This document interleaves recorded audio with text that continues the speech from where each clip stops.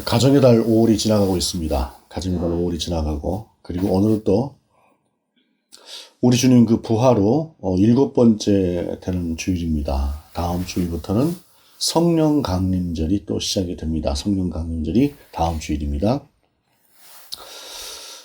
교회도 그렇고 가정도 그렇고 특별히 이제 5월을 보내면서 생각해 보게 되는 것은 가족끼리 사랑하지 않는 사람은 없는 것 같습니다. 부모가 자식을 사랑하지 않는 사람도 없다고 할 수 있고, 또 자식이 부모를 사랑하는 경우가 아닌 경우도 없다라고 할 수 있습니다. 그런데 그럼에도 불구하고 가정에도 또 이런 갈등이라고 하는 일들이 일어나고 그런 것으로 인해서 골이 깊어지는 그런 경우들을 볼 수가 있습니다. 무엇 때문일까요? 여러 가지 이유들이 있겠지만 소통의 문제입니다. 아버지와 자식 간에, 어머니와 자식 간에, 자식과 자식들, 형제들 간에 소통이라고 하는 것이 원만하게 이루어지지 않을 때 그것은 오해를 낳고 오해는 갈등을 낳게 되는 그러한 경우로 가는 경우들을 봅니다. 교회에서도 마찬가지입니다. 우리가 신앙생활을 하고 또 나름대로 열심히 하나님을 예배하고 하나님을 섬긴다고 하지만 경우에 따라서는 하나님이 원하시는 것과는 상당히 다른 방향으로 가는 경우들을 볼 수 있습니다. 우리가 잘 아는 이야기지요. 다윗이 그 인생 말년에 하나님 앞에 그 성전을 지어드리고 싶었습니다. 성전을 지어드리고 싶었던 그때에 다윗은 나단을 불러서 내가 하나님 앞에 성전을 지어드리려고 한다라고 이야기를 합니다. 그때 나단이 그러지요. 아, 좋은 일입니다. 당연히 그렇게 하십시오. 이렇게 이야기를 해요. 그런데 나단이 집으로 돌아왔을 때 하나님께서 뭐라고 하십니까? 안 된다고 하십니다. 그는 피를 너무 많이 흘린 사람이라 성전을 지을 수 없다라고 이야기를 합니다.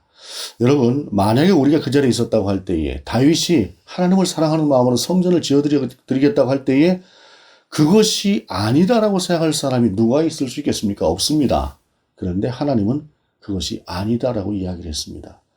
이러한 다윗과 나단의 이야기는 우리가 하나님 앞에서 분명히 우리가 볼 때 옳은 일이라고 생각하고 하나님 앞에 영광을 올려드리는 일이라고 하는 것을 한다고 할지라도 그것이 하나님이 원하시지 않는 일이 될 가능성이 있다라고 하는 것을 우리로 하여금 알게 하는 부분입니다. 그러면 우리는 어떻게 하나님과 소통을 하고 우리 가운데 길을 내어주신 그 주 예수 그리스도를 따라서 그 길을 따라갈 수 있을까요?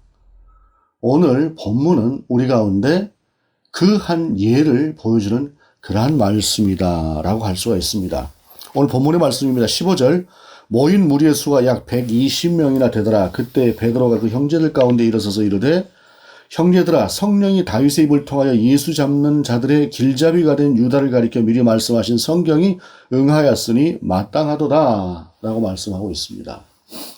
사실 이제 성경의 말씀이 응하였다라고 하는 말씀은 우리가 좀 해석의 여지가 있습니다. 해석의 여지가 있으나 오늘 본문의 말씀 속에서 말씀하는 것은 가룟 유다가 예수님을 배신하고 예수님을 십자가에 못 박히도록 하지 않았습니까? 인류 역사상 가장 악한 배신자다라고 할 만큼 유다는 그렇게 행했던 사람입니다. 그런데 그 유다가 12명의 제자 가운데 있었고 그 12명의 제자를 우리 주님께서 뽑아 놓으셨는데 이제 그러면은 12명으로 뽑혀진 이 제자 중에 한 사람이 비었음을 우리가 어떻게 할 것이냐? 그러면 그 사람을 채워야 되겠다라는 생각을 하게 된 것이 이때 당시에 이 자리에 모였던 120명과 그리고 11명의 사도가 생각하고 있었던 그러한 생각이었다라는 것입니다. 그런데 중요한 것은 무엇이냐면 본문 15절 이전에 있었던 상황이 중요합니다. 그것은 무엇이냐? 120명의 성도들이 모여서 함께 하나님을 향해서 간절히 기도하고 있었습니다. 간절히 기도하고 있었던 그때에 베드로에게 아마도 성령께서 주시는 깊은 마음이 있었던 것 같습니다. 그래서 베드로가 그들 중에 대표로 일어났고 이제 우리가 11명으로는 부족하니 12명이라고 하는 숫자를 채워서 우리가 하나님의 일들을 해야 되지 않겠느냐라고 사람들 앞에 이야기를 했던 것입니다. 베드로가 하나님의 뜻을 이루어 드리려고 했던 그 첫 번째의 전제는 그가 기도하는 중이었고 성령의 인도하심을 받는 중이었다라고 하는 사실입니다.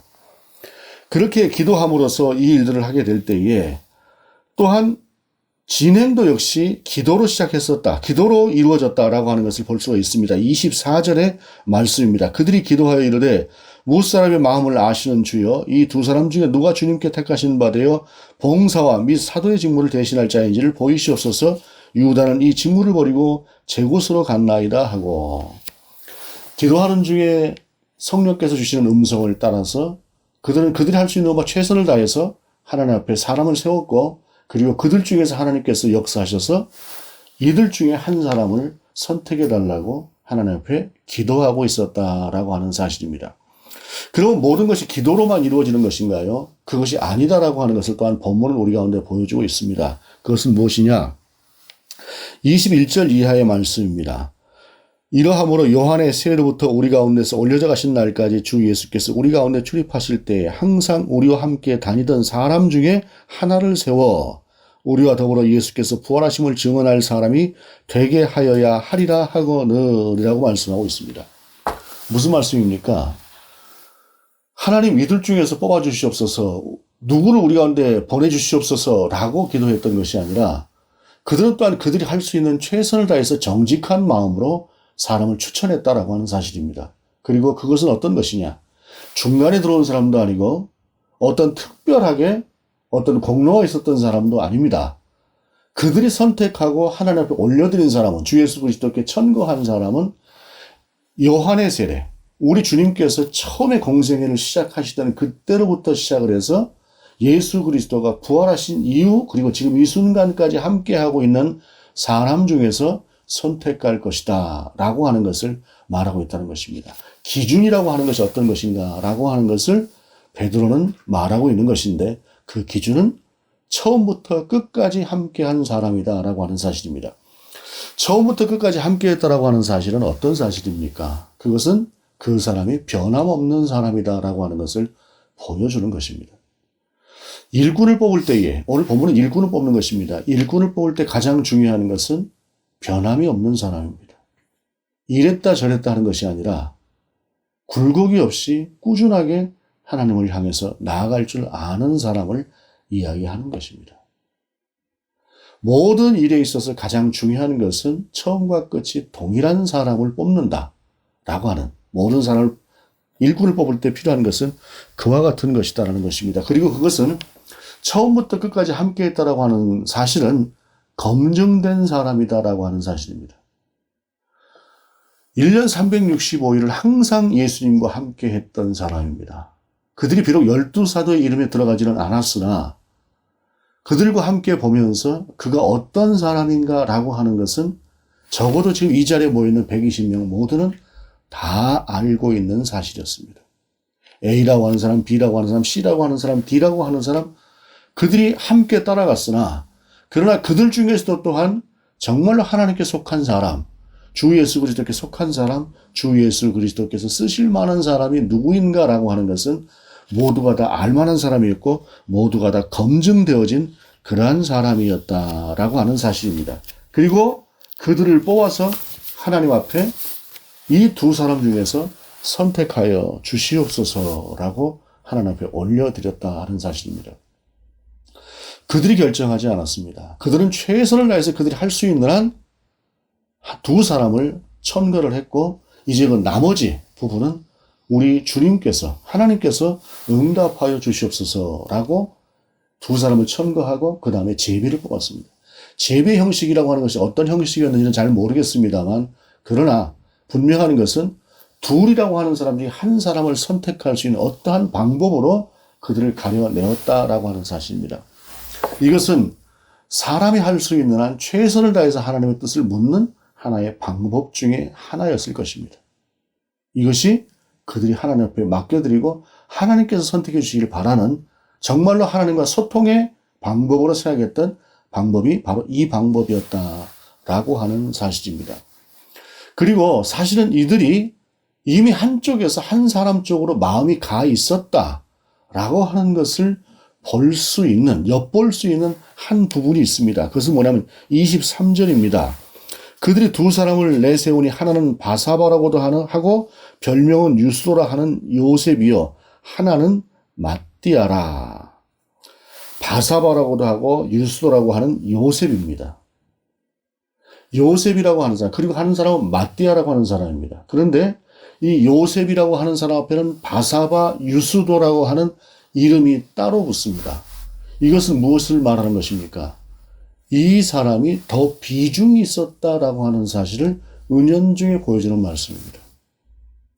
요셉과 마띠아 두 사람을 놓고 제비를 뽑았는데 요셉이라고 하는 사람이 사람들 속에 훨씬 더 어필되어져 있었던 그러한 상태였다라고 하는 것을 말하는 것입니다. 그리고 즉 이 말은 사람이 뽑는다고 한다면 요셉을 뽑았을 수 있다라고 하는 것을 우리가 엿볼 수 있는 대목이다라고 하는 사실입니다.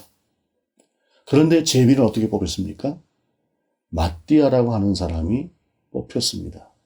그러면은 바사바 유스도라고 하는 요셉과 마띠아라고 하는 사람의 두 사람의 이름을 가져다 놓고 그 중에 마띠아가 뽑혔다라고 하는 사실을 우리 가운데 전하고 있는 이 말씀은 어쩌면 사람들은 요셉이라고 하는 사람을 뽑고 싶었고 또 그렇게 될 수 있는 가능성이 상당히 높았으나 그러나 그럼에도 불구하고 하나님의 뜻이 어디에 있는가는 하나님께 맡겨드리려고 하는 그들은 최선을 다해서 하나님의 뜻을 구하는 그러한 방법으로 이와 같이 두 사람을 천거하고 하나님의 뜻을 기다렸다라고 하는 사실입니다.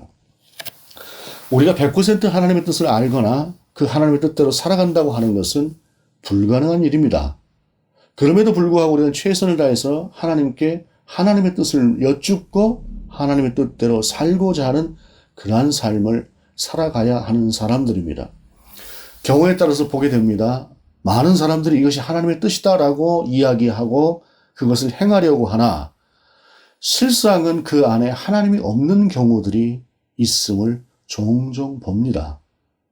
그리고 심지어는 그것이 오히려 하나님의 뜻을 빙자한 자신의 뜻을 이루려고 하는 그러한 상황을 가끔 목도하기도 합니다. 때로는 이것이 절대로 옳은 일이다라고 주장하는 그러한 주장이 없지 않으나 그리고 그것이 일견 옳아 보이나 그러나 그것은 자기가 세우려고 하는 자기의 의인 경우도 볼 수 있습니다. 그렇게 우리는 날마다 하나님 앞에서 정직한 마음으로 하나님의 뜻이 무엇인가라고 하는 것을 듣고자 하는 자세를 가질 수 있어야 하고 그리고 또 경우에 따라서 우리가 잘못 들을 수 있으나 그럼에도 불구하고 여전히 우리는 하나님의 뜻을 분별하고 하나님의 뜻에 순종하려고 하는 자세를 가져야 한다라고 하는 사실입니다. 그러나 그것은 어떤 무당의 행위와도 같은 행위가 아니라 오늘 본문 속에서 요셉과 마띠아를 청구했던 그 과정에서 볼 수 있는 것처럼 최선을 다해서 그동안 훈련되어진 나의 이성과 나의 신앙적인 양심이라고 하는 것이 그 안에 함께 간다고 하는 사실입니다. 그것이 함께 가되 그러나 그 모든 결론은 하나님께서 내려주시옵소서라고 하는 마음으로 하나님 앞에 나아갈 때 하나님의 역사가 우리 가운데 일어나게 된다라고 하는 사실입니다. 오늘은 부활절 7번째 주일입니다. 우리는 주 예수 그리스도의 부활의 은총으로 말미암아 주님께서 열어주신 새롭고 산 길, 그 길 위에 서 있고 그 길을 가는 사람들입니다. 그런데 우리가 길을 가는 동안에 우리 앞에 놓여진 그 길이 한 길로만 이어져 있지는 않습니다. 가는 그 길 가운데 왼쪽에도 길이 보일 수가 있고 오른쪽에도 길이 보일 수가 있습니다. 어떤 길은 넓어 보여서 이것이 정말로 하나님께서 우리 가운데 주신 길이구나 싶은 그러한 길도 있을 수 있습니다. 그러나 그때 우리는 다시 하나님 앞에 여쭙는 것입니다. 하나님, 어느 길입니까? 물론 실수할 수 있습니다. 잘못 갈 수 있습니다. 때로는 나의 욕심이라고 하는 것이 마치 하나님의 뜻인 것처럼 나도 착각하고 들을 수 있습니다. 그러나 하나님은 그 모든 실수를 넘어서서 우리의 중심을 보시는 하나님이십니다. 우리는 길 위에 서 있고 주 예수 그리스도의 길을 따라가는 그러한 사람들입니다.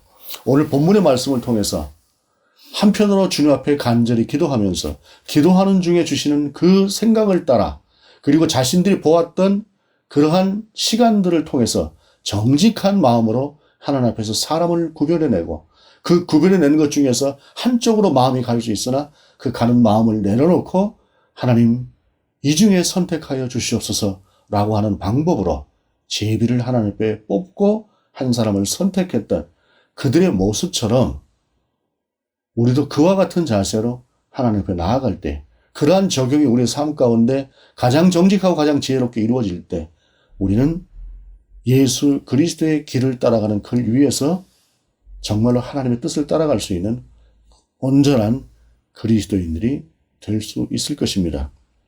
순간적인 기도가 아닌 늘 기도하는 중에, 그리고 언뜻 떠오르는 어떤 지혜와도 같은 것이 아니라 깊은 묵상과 성찰을 통해서 하나님의 뜻을 또한 분별하는 그 자세, 그리고 그 속에서 서로 나의 뜻과 다르다고 할지라도 하나님의 뜻이 온전히 이루어지기를 원하는 그러한 자세로 하나님 앞에 살아갈 수 있는 저와 여러분이 될 수 있기를 원합니다. 부활, 그 부활하신 예수 그리스도를 따라서 우리에게 놓여진 길을 가는 그 길 위에서 우리의 선택은 이와 같은 모습을 보면서 이것을 우리의 하나의 시금석으로 삼아 주님 앞에 설 수 있는 저와 여러분, 부활의 사람들이 될 수 있기를 원합니다. 기도하시겠습니다. 주님, 우리가 주 예수 그리스도의 은혜로 말미암아 부활의 능력이신 주님을 따라가는 사람들입니다. 그럼에도 불구하고 그 길 가운데서 우리는 자주 길을 잃고 이 길인지 저 길인지를 모르는 우왕좌왕하는 모습을 보이기도 합니다. 주님, 그때 다시 우리가 주님을 바라볼 때에 주님 우리 가운데 길을 열어주시고 그 길을 따라가는 우리가 될 수 있도록 인도하여 주옵소서. 우리의 생각과 우리의 욕심이 하나씩 그 길 위에서 내려지고 온전하게 주님과 동행하는 길로 설 수 있는 우리가 되도록 인도하여 주옵소서. 주 예수 그리스도의 이름으로 기도드립니다. 아멘.